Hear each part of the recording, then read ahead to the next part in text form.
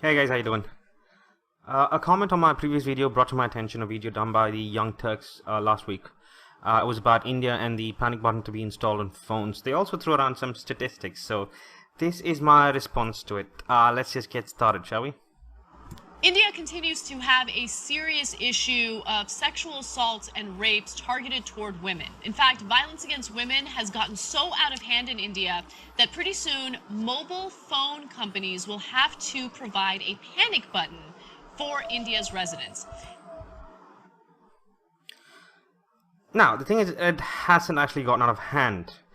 To be honest, the misuse of these laws have gotten out of hand. And women are usually more scared of their surroundings than men. That does not mean that they are in danger, or that they are in more danger than men are. It was just part of an evolutionary adaptation. Now, add to that the rape hysteria and the so-called rape culture feminists say that exist. How does one expect women to react? With even more fear. And from that fear arises stuff like this. It was not because it has gotten out of hand. Now, while I do not think it's necessarily a bad idea, there is a possibility that women will start using these buttons for simple things like a guy screaming at her for a mistake that she made. Anyway, she said, sexual assaults and rape targeted against women. Now, here's something that she probably does not know, just a little fun fact, that men cannot be victims of sexual assault or rape in India. Doesn't matter if the crime is actually done by a woman or a man. Men just cannot be victims. Because these laws are gender biased and often rely on a verbal complaint, it is open to misuse. Now, all mobile phones sold in India from January 2017 must have a panic button enabling the user to call for help. Now, interestingly enough, starting January of 2018, mobile phones must have GPS tracking available on them. I feel like you should probably have both available by 2017 in order for this plan to be effective. Look at that. She got something right. Yeah, I do agree that both of them have to be actually done by 2017 for the best outcome. But you've got to think about this. This was actually done only to ensure the safety of women. Even though she says it's for the citizens of India, it's just purely for the safety of women. Men will probably get the same phones, but I wonder how police will react to a man pressing the bloody panic button. Of course, there are a lot of details that need to be ironed out with this whole panic button shit. I have no clue as to how they will use it. I guess we'll just have to wait and see. Now, India did report a whopping 337,922 crimes against women in 2014, including more than 36,000 rapes. Now, so 337,922 cases of violence against women, which includes 36,000 rapes. Now let's just look at the data. A whopping 122,877 of those cases were under 498A. Now, if any of you need a detailed explanation of 498A, please watch my first video, Why Indian Men Should Go Their Own Way, Part 1. This is a law which had a conviction rate of only 13% in 2014. Make no mistake, 498A is as strong a law as they come. And yet, the conviction rate is the lowest of all crimes under the Indian Penal Code. The Supreme Court has stated several times that this law is being misused by disgruntled wives. 9,470 cases of crimes against women came under Section 509, insult to the modesty of a woman. Now, this is what the law states. Whoever intending to insult the modesty of any woman utters any word, makes any sound or gesture, or exhibits any object intending that such word or sound shall be heard, or such gesture or object shall be seen by such woman, or intrudes upon the privacy of such woman, shall be punished with simple imprisonment for a term which may extend to 3 years, and also with fine. Now, this law is actually pretty ambiguous. It all depends on how the woman actually sees it. So anything a woman finds offensive comes under this section. Another 169,000 cases, that's 169,179 cases, came under the section 354, assault on women to outrage her modesty.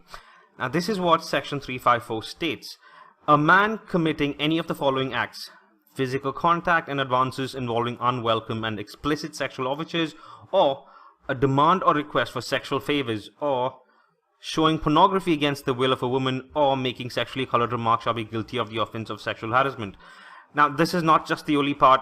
There are a few other parts as well. I'm not going to go with the whole thing. Now, to give you a better idea, the Bombay High Court stated that even if you keep your hand on the shoulder of a woman, it is for the lady to comment on the nature of the touch, whether it was friendly, brotherly, or fatherly, or, you know, it was sexual harassment.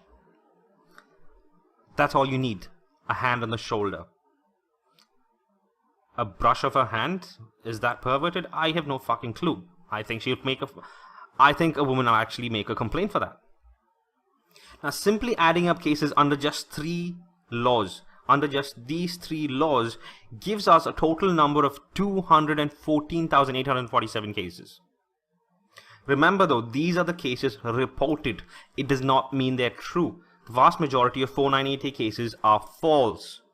Add this to the fact that women often file a rape case against her father-in-law and brother-in-laws during a bitter divorce along with 498A. Wow, we've got a fucking whopping number of false cases.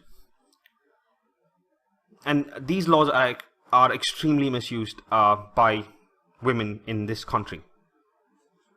Now let's look at the statistics about the number of rapes. To begin with, over 36,000 rapes or cases reported are treated as 36,000 rapes committed.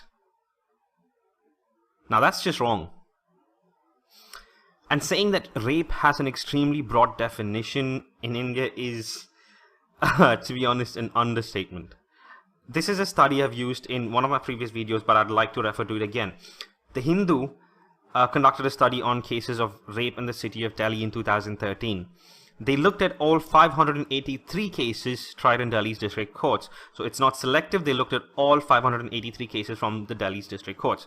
Now, in 123 of the 583 cases ruled on in 2013, the complainants either could not be found, stopped attending the trial, turned fully hostile, insisted that they had never alleged rape, or admitted in court that they had filed a false complaint. Now, Hindu goes on to say, while it is likely that some of this is on account of the pressure exerted on women to withdraw complaints, in 2 cases the complainants referred to community members intervening in the depositions. That's just 2 cases. In several others, the complainant said that she had filed a false case for money or as a result of a property dispute.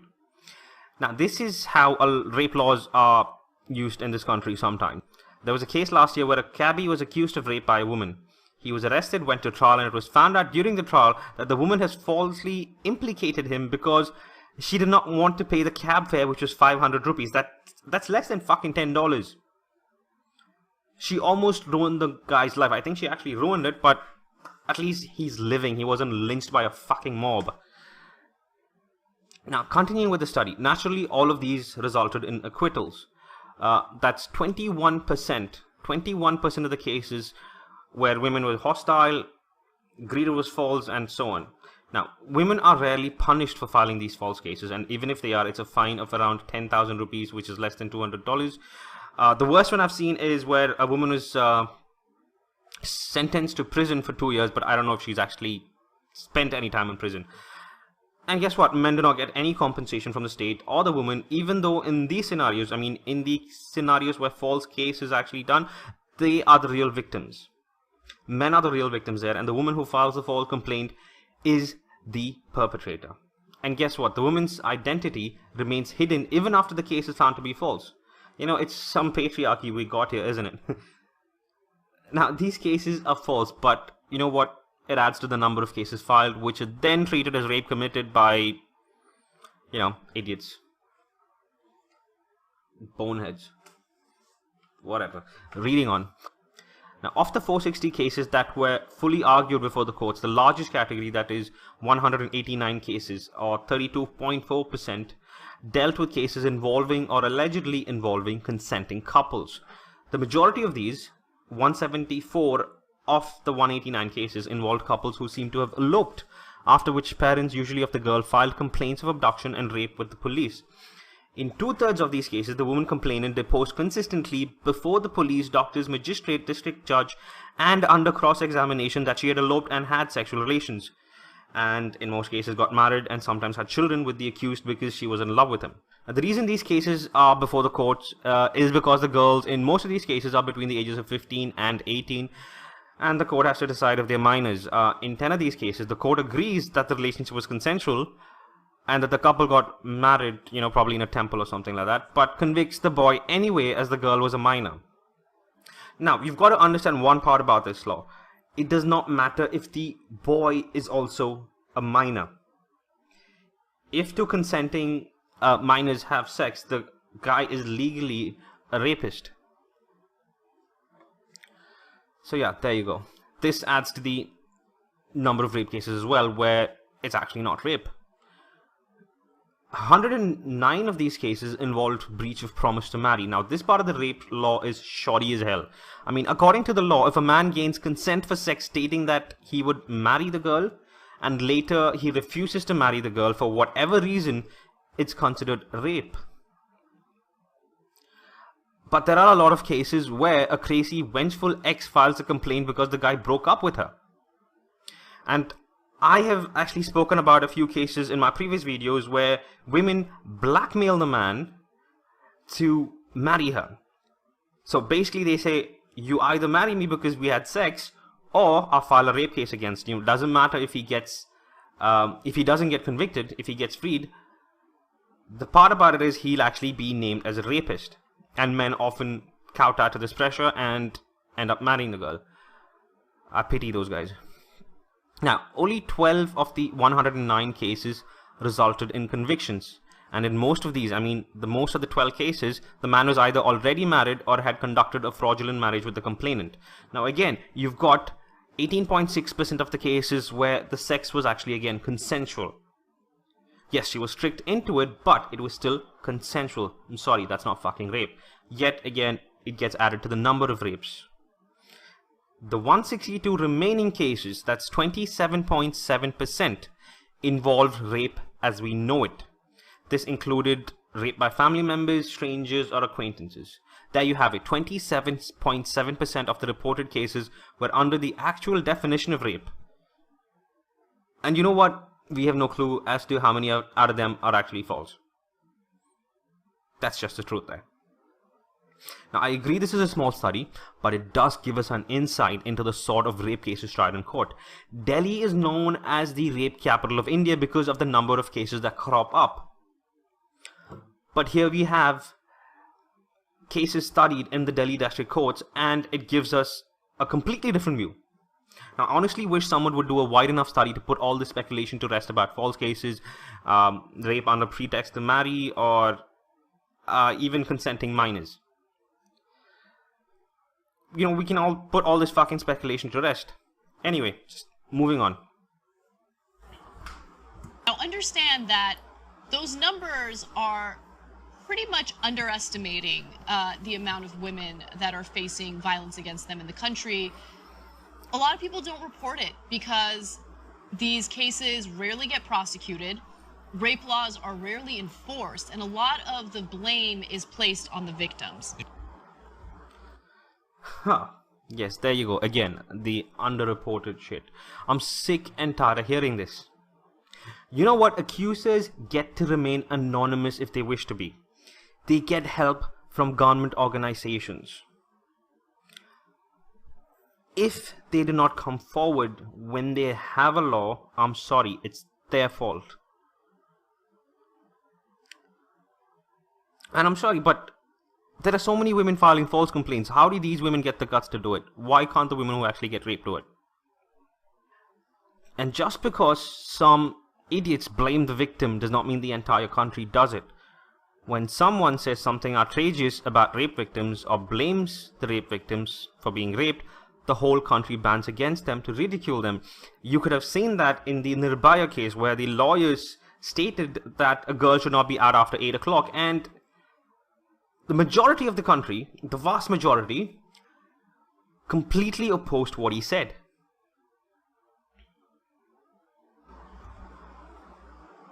Yeah. Now let me tell you how this panic button would work. Keeping a finger pressed on number 5 or 9 on the new mobile phones would trigger an emergency call, the ministry said. With the smartphones, the emergency call must be triggered when the power button is pressed 3 times in quick succession. So that all makes sense.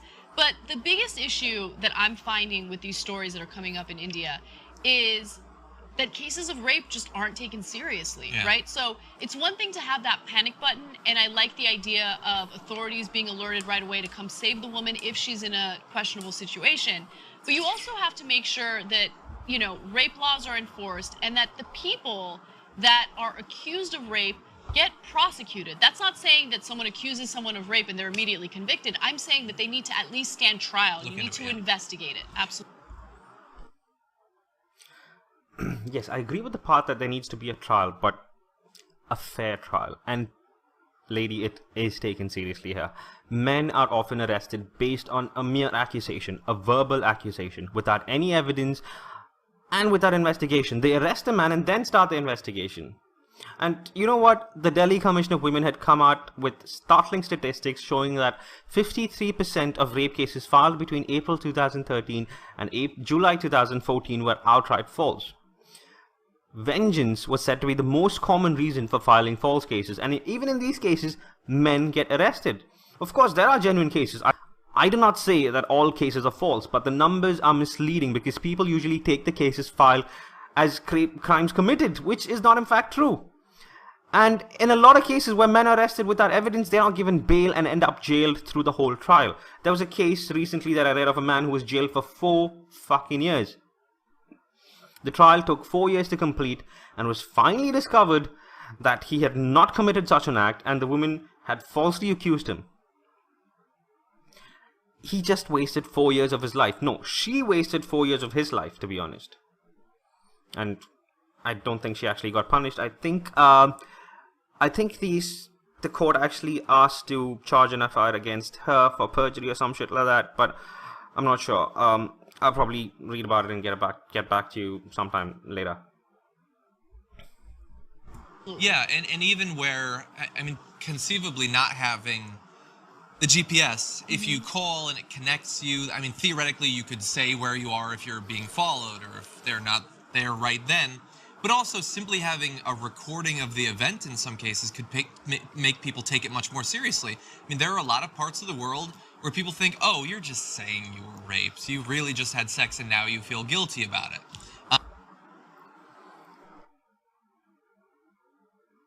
Well, sweetheart, some women do that. They regret it the next day, or, you know, sometimes when the guy does not call, they just consider it as rape because I gave consent then, but I'm taking it back now. No, that's not how consent works. If you've given consent during sex, that's consent. You can't recall consent a fucking 10 years later. And so this would get around a lot of that.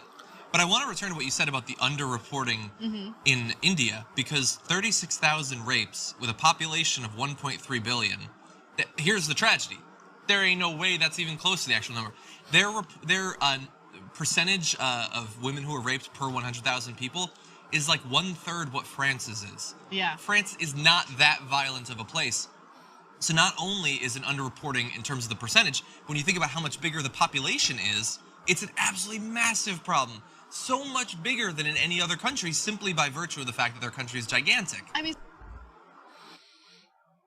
there ain't no way that's close to the actual numbers. Fucking idiot. You know what? I don't know what to say to you, buddy, because how would you know that? Yes, there are perverts in India. There are perverts everywhere, but does this guy even know how gynocentric India is? Even with the case of that woman who got raped last week, there are still strikes happening around in Kerala, close to my house. Not exactly close, but still.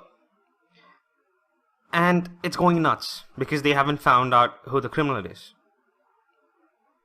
Alright, these are the kind of men that actually live here. And these are not all women who are sitting out there with posters with, you know, rape culture and all that shit. These are men. At least the majority of them. There are women's rights activists, but the majority of them doing these strikes are men. Nobody likes a man raping a woman. And this is a country which considers women's feelings hurt as a crime. And this guy does not even for a second think that maybe, just maybe, that there aren't that many rapes in India. So what? He thinks that most Indian men are rapists, and so there should be more rapes being reported. Is that what he thinks? Man, this guy is as white and knight as they come. They just, what? You want to see more rapes? Why the fuck do you want to do that? I mean, the study conducted by the Hindu actually shows you a lot. Alright, and if it is underreported, it might well be, I don't know, but if the women are not reporting it, it's their fucking fault. I'm sorry. Some of the statistics are so depressing because rape in India became a very big issue internationally in 2012 when there was this horrendous rape of a woman in her 20s in Delhi. She was out watching a movie and then she goes on a bus to get home, and while she was on that bus, a group of guys gang raped her, and then they beat her with a metal rod, and they left her on the side of the road to die. Now, luckily, she didn't die, but that story led to all of these protests where women were demanding a change in, societal expectations of women, the victim blaming that goes on, and just the enforcement of rape laws. Yeah. Wow. This just shows you how ignorant the young Turks are, and they do not have their facts straight, because the woman who got raped that day, she actually did die. It was a horrific crime, to be honest. I'm glad the criminals were caught and convicted. The rape occurred on the 16th of December, and the girl died on the 29th. And guess what? This woman who is actually sitting right in front of you, from the Young Turks, she's the one who did the video in which she stated that the woman who was raped died.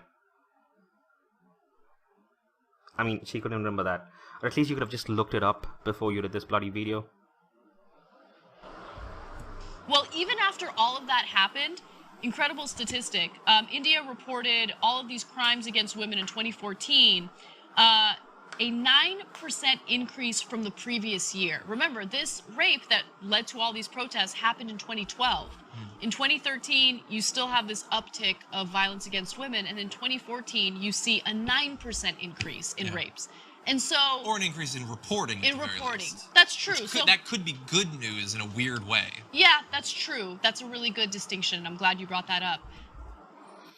More rapes reported does not mean, or does not translate to more rapes committed, you dumb fucks. Or do these people just assume that women never lie about rape? And in addition to that, what happened in 2013 was rape laws were given a much wider definition. Let's not just forget about that. And what happened then is that it was so open to misuse that more women are misusing it now than ever. But it continues to be a big problem, and it's especially bad in rural areas. Yeah. Now, this panic button is a good solution for those who have access to mobile phones, but in rural parts of India, men have made it almost impossible for women to have mobile phones, or girls to have mobile phones. They think that it distracts them from studies. I'm guessing they don't want the women to have mobile phones because they want to ensure that they're not, talking to other men, just stupid stuff like that, controlling behavior. And so, again, this is a good solution, but only for women who have access to these phones. Yeah. And how the fuck does she know that? I'm pretty sure she just assumed that that's what's happening because, she thinks with the evil, ever-oppressing patriarchy in mind. You know what? The men in rural areas are extremely protective of their wives, daughters, and sisters. They ensure that they do not get hurt by anyone. And like I've mentioned several times before, I live in a village, and girls here do have mobile phones if their family can afford it. Even if it's not smartphones, they at least get the normal phones where you can just basically make calls and send messages. Okay, and one of my aunts did not have one, so I asked her why. I asked her why don't you want a phone? Isn't it better? I mean, isn't it safer? She said that she don't want one, even though my uncle actually offered to buy her one. she refused, stating that she did not want to deal with technology and the pain of having to learn to use it. Now that was actually her choice, not one forced on her. The same uncle has 2 daughters, and both of them have phones. And the reason he said that they gave them phones is because he wanted them to be safe. And whenever they were returning from class, when they were getting out of school, they had to call him. When they reached home, they had to call him. When they got down from the bus, they had to call him. So basically, keep checking in to make sure that they're safe. That's not controlling behavior. It was just him being protective. My one fear, maybe this is an irrational fear, I hope that it is we look at this and we think, oh, that will help some of the women. There are some people who, their heart is in the right place, they want to help the women, and respond to technology like this by saying, no, it's not on the woman to have special technology that stops her from being raped. It should all be about educating the men to not do it. Right. Which I've always seen as an incredibly self-defeating thing. And it only happens with sexual assault. Look at that. He got something right. It's not about teaching men not to rape. Because most of the men that you're actually teaching not to rape, and the ones who actually listen to it, they probably would have never thought of raping. And the men who do rape, they're not going to listen to you anyway. Like, we have locks on our doors. Yeah. We don't just educate people to not burgle. There are people who are disgusting criminals in India who want to take advantage of women. And the women need to be protected. And there's similar problems in America. And so if something like this can help, and we have a version of this on our phones, that's a good thing. It shouldn't be attacked. There are disgusting criminals in India. I will never deny that. But that's pretty much the same for every single country in the world. Now, people have this misconception about India. They think India is a patriarchal nation in which women have absolutely no value whatsoever. Well, what these people think could not be further from the truth. India is extremely gynocentric. You will only know about it if you live here, not if you visit the place. Now, it's a system built around the protection and well-being of women. And when he talks about criminals that harm women, it's all about self-gratification, seeing himself as the one good man who wants to protect and fight for women. It's an ego boost because, you know what, he gained female approval from doing so. He'll get fucked over by a woman someday, for sure. I mean, going by how the fuck he is, I'm pretty sure it'll happen sooner than later. Anyway, let's see what he says then. Yeah? Alright, I'm done with these guys. Hope you guys enjoyed it. Till next time, guys. Cheers.